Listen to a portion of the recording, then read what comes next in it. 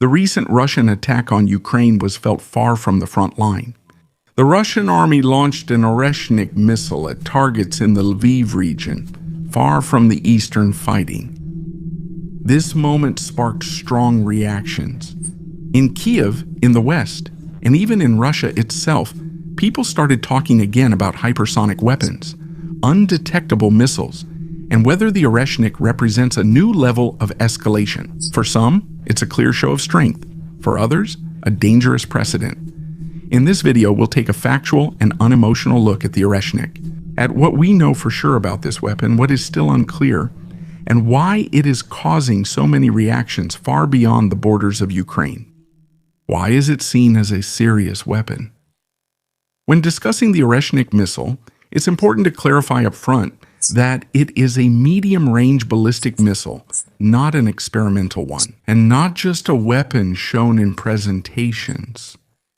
Russia actually has it at its disposal and uses it selectively, which in itself suggests that it's not an ordinary means of everyday combat. Oreshnik probably originates from the rocket system, 26 Rubej program. That means it's not a completely new concept, but a continuation of a development line that Russia has technologically mastered for quite some time. That's also why its deployment seems like a deliberate decision to use a higher category weapon, not an improvised act. From a technical point of view, it's a missile that reaches hypersonic speed, is capable of striking targets at a distance of several thousand kilometers, and is designed to carry both conventional and nuclear warheads. This combination makes it a strategic tool, not just another missile in the arsenal. At the same time, it's important to say what Oreshnik is not. It's not a weapon intended for mass use, and it's not a missile that Russia would launch routinely. Each of its deployments also has a political and psychological dimension. It's a signal about reach, capabilities, and the willingness to use them. However, to understand why so much attention is focused on Oreshnik, and why it's often referred to as a next-generation hypersonic weapon, we need to explain exactly what this term means in its case in the next section, and how Oreshnik fundamentally differs from real hypersonic glide vehicles, such as Avangard. Hypersonic speed does not equal a hypersonic weapon. When Oreshnik is referred to as a hypersonic weapon, technically that's not incorrect. The missile reaches speeds well above Mach 5, that is, hypersonic values, during the descending phase of its flight. This fact is often cited as proof it's an entirely new generation of weapons. But this is where it's important to make a key distinction. Hypersonic speed does not automatically mean a hypersonic glide vehicle. Oreshnik is a ballistic missile. For most of its flight, it follows a ballistic trajectory, just like other missiles in this category. It reaches top speed mostly during the final flight phase, as it quickly descends toward the target. This makes it a fast and dangerous target, but conceptually, it is still a classic ballistic weapon. It's important to mention something often overlooked in discussions. Hypersonic speed itself is nothing new when it comes to ballistic missiles. Most medium and long-range ballistic missiles have been reaching hypersonic speeds for decades, especially in the terminal phase of flight. In other words, Oreshnik is not hypersonic because it uses a new physical principle, but because that's simply how ballistic flight works. The individual systems differ not only in speed, but also in flight, accuracy, and maneuverability, a completely different principle. It belongs to the category of hypersonic gliders. After being launched by a carrier rocket, it doesn't immediately enter a steep descent, but instead moves through the atmosphere for an extended period. It glides and actively changes direction, altitude, speed, and maneuvers along its entire trajectory. It's precisely this capability that makes Avangard a weapon that's extremely difficult for air defense systems to track. So the difference between the Oreshnik and Avangard isn't about their speed. Both weapons are fast. The difference is in the way they fly and in their level of unpredictability. Oreshnik has a trajectory that can be calculated to some extent, although it can slightly adjust it at the end. Avangard behaves much less predictably during flight. However, that doesn't make Oreshnik less dangerous. Hypersonic speed and a ballistic path greatly reduce defense reaction time and put heavy pressure on early warning. It's just important not to fall for the simplistic idea that every hypersonic weapon automatically represents the same technological leap. This is where much confusion starts. Public debate often mixes speed, type of flight, and maneuverability into a single concept. To understand the true abilities of the Oreshnik, we need to take a closer look in the next section at how well it can maneuver during flight and what that means for its detectability. Maneuvering and the myth of being undetectable. Everything we've discussed so far about the speed and type of flight of the Oreshnik has one very specific consequence. It's a question that both military planners and politicians are asking themselves. Is it possible to intercept such a missile? Many claim the Oreshnik can't be intercepted. However, reality is more complex than political slogans. The Oreshnik isn't a passive projectile following one fixed path. It's also not a weapon that maneuvers aggressively during its entire flight. The Oreshnik can only maneuver somewhat in its final phase. This means that its warhead can slightly change direction, altitude, or angle of descent in the final moments before impact. This phase is the most critical for air defense. The target is moving at extreme speed and is no longer entirely predictable. At the same time, it's important to say that this doesn't mean constant maneuvering throughout the entire flight path. Oreshnik usually acts like a typical ballistic missile.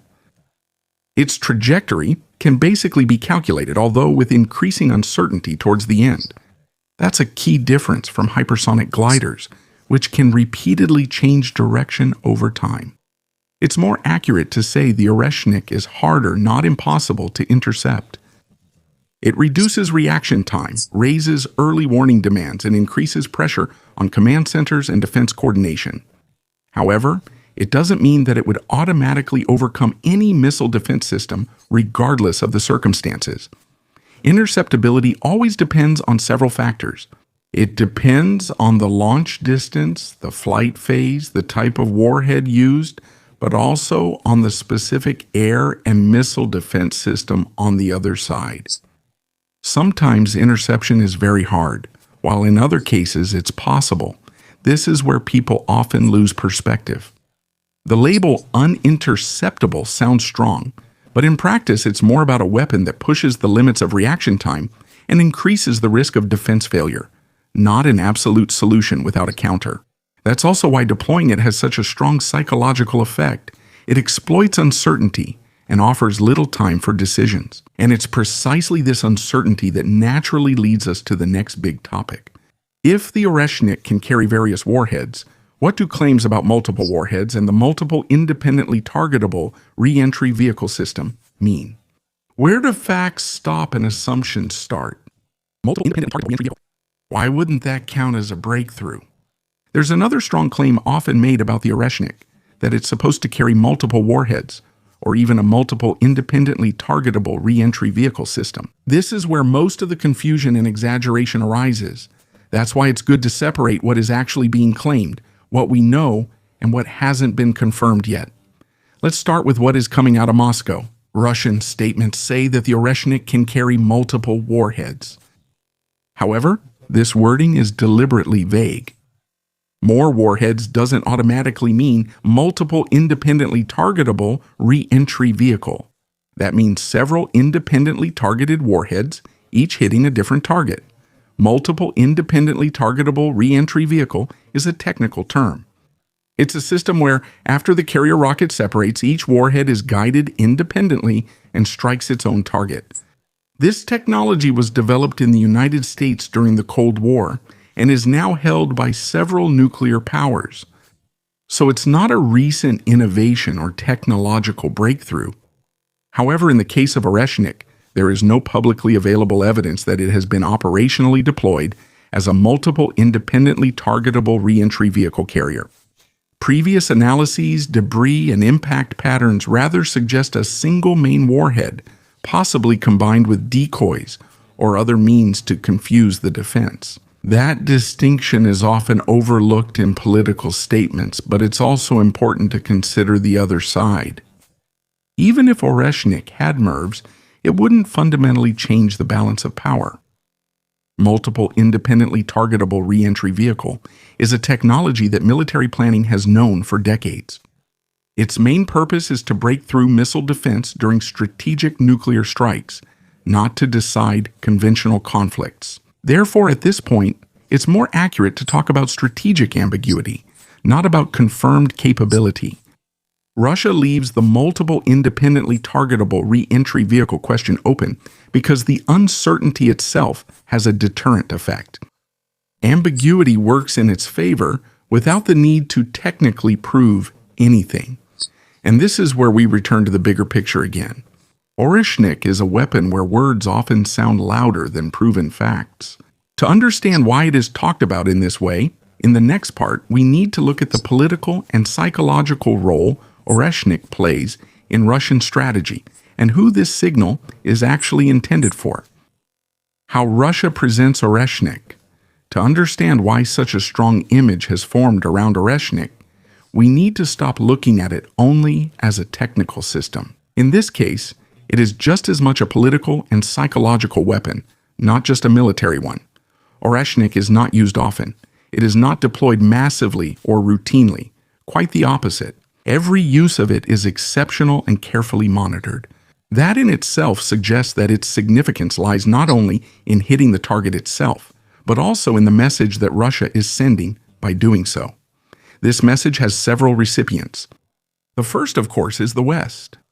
The use of a medium-range missile with potential nuclear capability is a way to remind of the boundary between conventional conflict and strategic escalation. Without crossing that boundary, it's a signal that the capability exists, but for now, it remains within the realm of deterrence. The second audience is the domestic public. Orešnik fits into the narrative of technological sovereignty and military strength. It is presented as evidence that Russia possesses modern systems that command respect even from its adversaries. Here, knowing every detail isn't necessary. In fact, ambiguity enhances the sense of uniqueness. The third audience includes allies and neutral states. The use of such a weapon communicates that Russia still belongs among the countries capable of strategic deterrence, even in a situation where it is engaged in a long and costly conflict.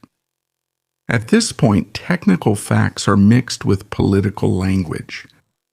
Claims about speed, warheads, or stealth are not just descriptions of reality, but tools of influence. The fewer precise facts are known, the more room there is for interpretation, and the stronger the psychological effect. That's why Orešnik has a major media impact. Not because it changes the rules of war by itself, but because it works with uncertainty, with fears, and with a short time to make decisions. That naturally brings us to the last and perhaps the most important question. What is actually the most dangerous thing about Orešnik? And why might it not be its speed or technical parameters? What's the most dangerous thing? When people talk about Orešnik, the focus is almost always on speed, range, or warhead type. Those are important parameters, but by themselves they don't explain why this weapon causes such a level of concern. The most dangerous feature of Orešnik is not a single technical specification, but rather a combination of several factors that together create an extremely tense situation in a short period of time. First of all, it's the very short window for reaction. A medium-range ballistic missile traveling at hypersonic speed dramatically shortens the time in which the opponent has to assess what is actually happening. Decision-making takes place in minutes, sometimes even in tens of seconds. The second problem is the ambiguity of the attack. During early flight, it's not immediately clear if the missile carries a conventional or nuclear warhead. Both defense and political leaders must prepare for the worst-case scenario, even if it ends up being just a conventional strike. The greatest risk lies not in striking the target, but in the danger of misinterpretation. In an environment where tension is high and trust is minimal, any unclear signal can lead to a chain reaction that can no longer be easily stopped. Orešnik thus acts as a weapon that tests nerves and decision-making processes, not just the technical abilities of the opponent. Its strength is making the other side act quickly and under pressure with incomplete information. That's why Orešnik's significance extends beyond a military intervention. It's not just about what it can strike, but about how it changes the environment in which strategic decisions are made. In the final part, we'll therefore ask one last question. Does Orešnik represent a real turning point in the war, or is its main strength not in numbers and parameters? What is Orešnik and what is it not? At the end, it's good to return to what Orešnik represents. It is a medium-range ballistic missile that reaches hypersonic speed, can carry both conventional and nuclear warheads, and places extreme demands on the defense's reaction time. These are facts that cannot be disputed and that make it a serious and dangerous weapon. At the same time, the other part of the picture is also true. Orešnik is not a revolutionary breakthrough that will instantly change the rules of war, nor is it completely undetectable. It is not evidence of a new physical principle, and even the question of MIRF does not have a clear answer yet. Much of what is said about it remains deliberately ambiguous. That is where its real strength lies. Orešnik works as a tool of deterrence, a signal, and a psychological factor. It works with uncertainty, with a short decision-making time, and with the awareness that not all information is immediately available. In this environment, words, hints, and silence often matter more than technical details. So if we ask whether Orešnik means a turning point in the war, the answer is not clear-cut. Weapons don't decide conflicts. However, it is a weapon that can significantly influence the behavior of opponents, the way politicians think, and the perception of risk on the international stage. That's why Orešnik is talked about so much. Not because it is the only one of its kind, but because it stands on the sensitive boundary between military reality and strategic messaging. And as long as this boundary remains unclear, Orešnik will attract attention regardless of whether it takes off or not. If you liked the video, I would appreciate a like and make sure to subscribe so you don't miss the next ones I'm working on. You can support my work through a donation. Click praise to help the video reach more people. Thanks.